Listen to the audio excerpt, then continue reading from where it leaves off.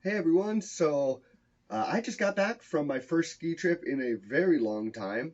That was multiple days up to Alyeska in Girdwood, Alaska. I'm of course here in Juneau, Alaska at Eagle Crest Ski Area. But when I got home, I got extremely sick and still am right now. Don't worry, I'm doing okay. But it gave me a lot of time to think about things after my trip. And one of the first things I thought about was my ski tuning. Now, almost every single time I go ski, to be completely honest, I tune my skis. Don't necessarily edge them, but I reassess my edges. I take a gummy stone to it, take any burrs down, wax them to whatever temperature I need them to be, just because I have access to a shop and I enjoy doing it. But when I was out at Alyeska, I had my first full 3, 4 days or whatnot of skiing without tuning my skis. And it made me think about all the information that you can get from when your skis get out of tune. Now, this is also the first full ski trip I've had on these skis, which are the 2022 Vocal Blaze 106s. I will do a full review of these skis in a little bit. I have absolutely loved them, to give you the thick and thin of it. But it's the first time that these skis have truly gotten kind of detuned or worn out. Did 3 days of really hard skiing. The first 2 days we were on extremely hard icy pack with some powder in between. I was definitely able to find some stashes and stuff like that. But the last day was a powder day. Really good powder day. Got about 8 inches overnight and 4 during the day. Unfortunately, I had to leave midday, but really good day. So it gave me a chance not only to try these skis out in a bunch of different conditions and in a different mountain, but also to wear them out a little bit. So I want to go over some of the types of information that you can get when your ski gets worn out. And the biggest thing that I want to go through is about the bases of the skis. Now, on the base of the ski, what you typically get is called chapness. And hopefully you can see it. That's why I tried to get in the really nice light here. But all of this along the edges here, this whiteness, hopefully you can see it's really white along the edges of the ski. I'm going to do everything I can to show you that. But you can get a lot of information from that. Now, the first little bit of information is it's chapped all the way up and down the ski pretty evenly on both edges. There's not one edge or one area that's really a lot more chapped than another. Now, I checked the other ski as well just to make sure that I'm not lying about it. No, the other ski, a little bit more chapped area up around here. As you can imagine, right underneath the top of your foot. This ski is centered a little bit further back as kind of an all-mountain / powder ski, touring ski.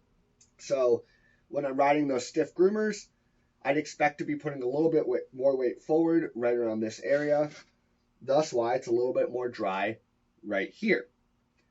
That kind of information is the type of stuff that you can get from just looking at your skis before you go back and tune them.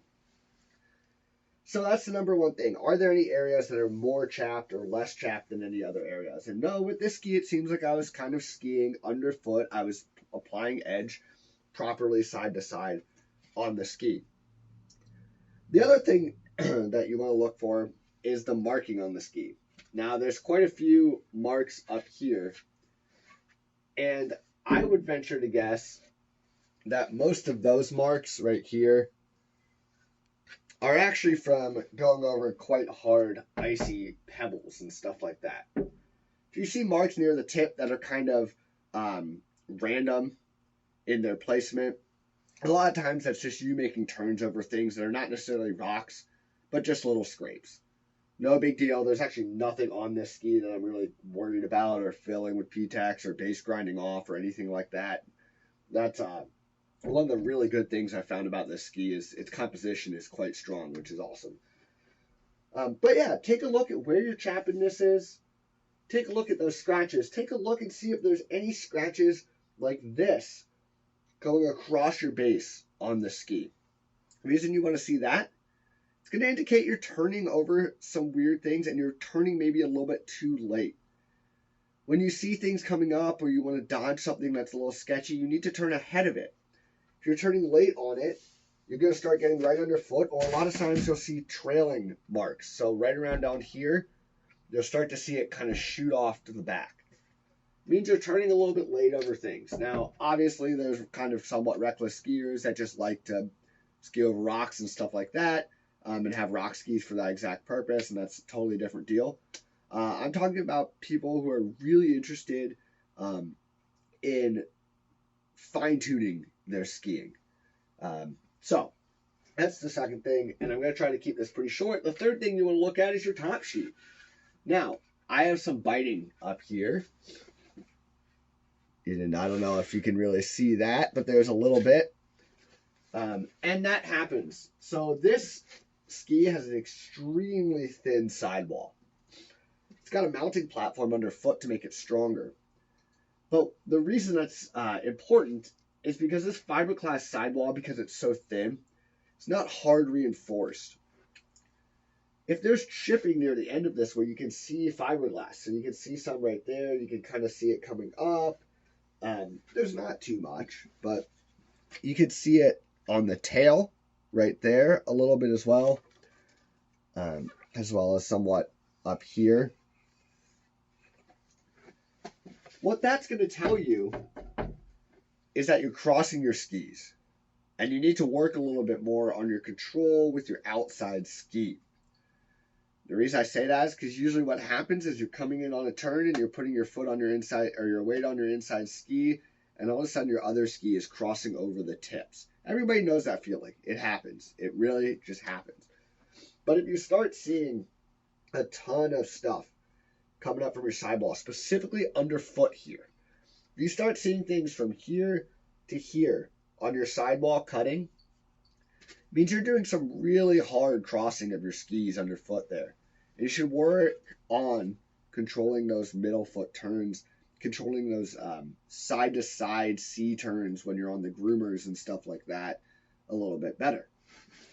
If you start seeing it on the tips and tails, sometimes that's just like chatter, and chatter will make you cross over a little bit, or if you start hitting stuff. The other big thing you see is people swinging their tips on the ski lifts. That disturbs me to all ends, but obviously doesn't say anything about your skiing. That being said, please don't do it, because you damage that top sheet. It's got to be repaired, otherwise you're going to start having fiberglass and core damage and all that stuff. Anyways, I'm losing my voice, so that's a great time for me to end, but I hope this was informative to you, and you can get back out there and start looking at your skis in a little bit more of an informative way.